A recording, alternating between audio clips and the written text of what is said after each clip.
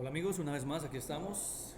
Seguimos hablando acerca del campo eléctrico. En este caso vamos a calcular el campo eléctrico generado por una distribución de carga continua. Para eso los invito a analizar el siguiente ejemplo que tenemos en uno de nuestros textos guías.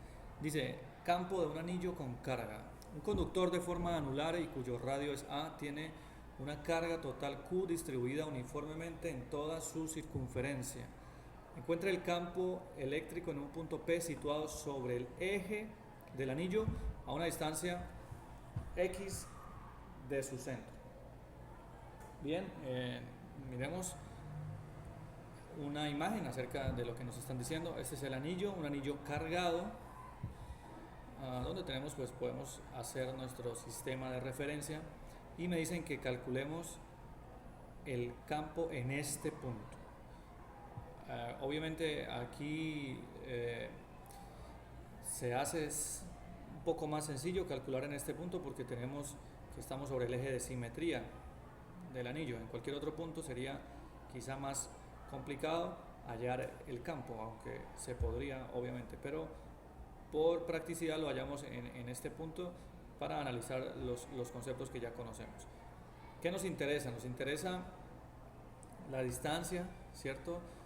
Desde el punto P hasta donde se está generando el campo, quien lo genera, que es el anillo cargado, la distancia desde el anillo hasta el punto P, o desde cualquier parte del anillo hasta ese punto P, pues esa distancia sería esta que vemos acá. Si esto se llama A, el radio del anillo, y si X es la distancia desde este centro por el eje de simetría hasta el punto donde queremos hallar el campo, pues nuestra distancia como una hipotenusa sería la raíz de x cuadrado más a cuadrado. Aquí tenemos que tener en cuenta que el cálculo de nuestro campo va a ser un poco diferente. Ya no estamos hablando de una distribución o de un conjunto de partículas de cargas discretas donde hacíamos la suma vectorial, sino en este caso tenemos que hacer una suma diferente, la que conocemos como la integral. Para ello hablamos de un diferencial de carga, ¿cierto? Que pues está relacionado con un diferencial de S, una parte del anillo. Entonces, como todo el anillo está cargado, tomamos una parte de él, analizamos qué efectos tiene esta parte cargada, ese diferencial, en este punto, y después hacemos toda la integral sobre todo el anillo. dQ representa el diferencial de carga de esta sección de nuestro anillo. Q lo va a representar la carga total del anillo. Primero hacemos el análisis siempre de la estimación de la dirección del campo. Cuando miramos en este punto, si está nuestro diferencial aquí, que también podríamos tomarlo acá o en cualquier otro lado, pues por practicidad lo tomamos aquí en esta parte. El campo debido a él estaría dado por este vector sobre la línea que une el diferencial con el punto, y es un campo que está dirigido en esta dirección debido a la carga, ¿cierto? Ahora bien, como tenemos un vector que estaría en lo que para nosotros se llama el cuarto cuadrante, tenemos que tiene componente positiva en X, negativa en Y.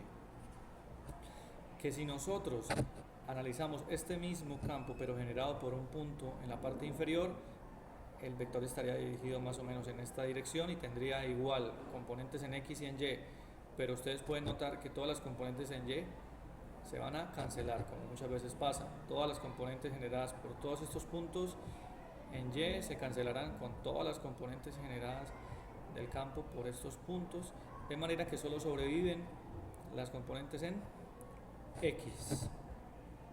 Bien, entonces similar al análisis que hacíamos para otros ejercicios.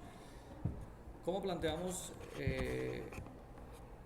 nuestro campo? Pues ya sabemos que el campo total va a tener dirección en X, y miramos acá, pues en este ejemplo que estamos viendo acá, pues tenemos que dar un diferencial de campo generado por un diferencial de carga. La expresión la conocemos, que es la constante por la carga que genera el campo dividido en la distancia al cuadrado. Ahora la distancia al cuadrado vimos que era r, y en este caso al elevarlo al cuadrado pues se pierde la raíz y tendríamos x a la 2 más a la 2, que son datos que nos da nuestro ejercicio.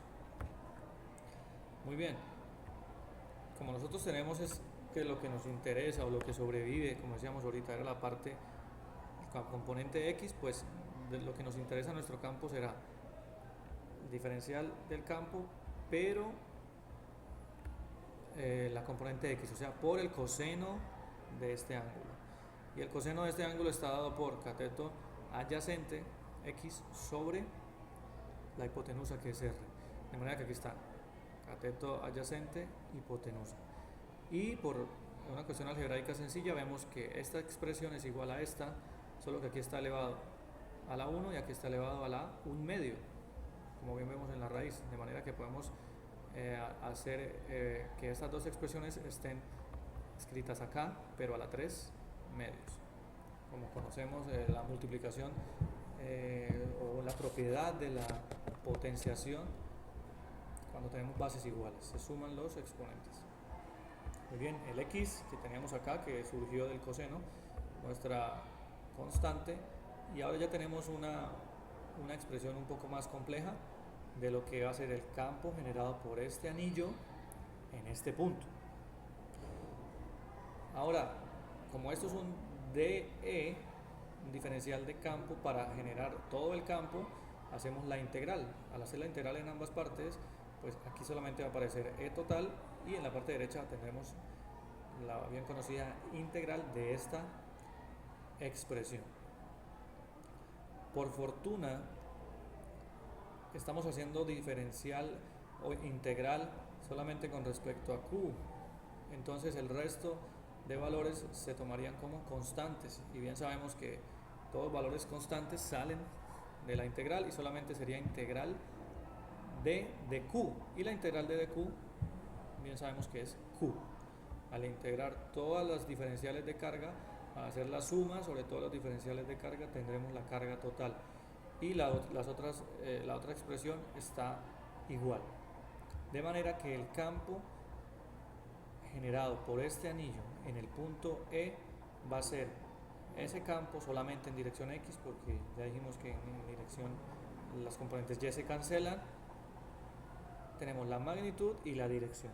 Dirección Y, la magnitud, la constante, la carga total por X, esta distancia horizontal, sobre X a la 2 más A a la 2 elevado a la 3/2. Bueno, espero que puedan analizar este ejercicio, poder verlo con calma, hacerlo, de hecho ustedes también, para que podamos comprobar que es correcto. Ahora, aquí al final nos hacen un análisis, y es el siguiente: ¿qué pasaría si el valor de X es muchísimo más grande que el valor de A? Es decir, ¿qué pasaría si yo no quiero hallar el punto acá, sino un punto muy lejano, digamos en el infinito, un punto muy lejano con respecto al anillo? Si nosotros vemos nuestro anillo en un punto muy lejano, pues él se comportaría como si fuera un pequeño punto. Permítanme hacerles esta analogía en esta parte. ¿Qué pasa si yo hago un dibujo acá, digamos, de lo que sería, un segundo,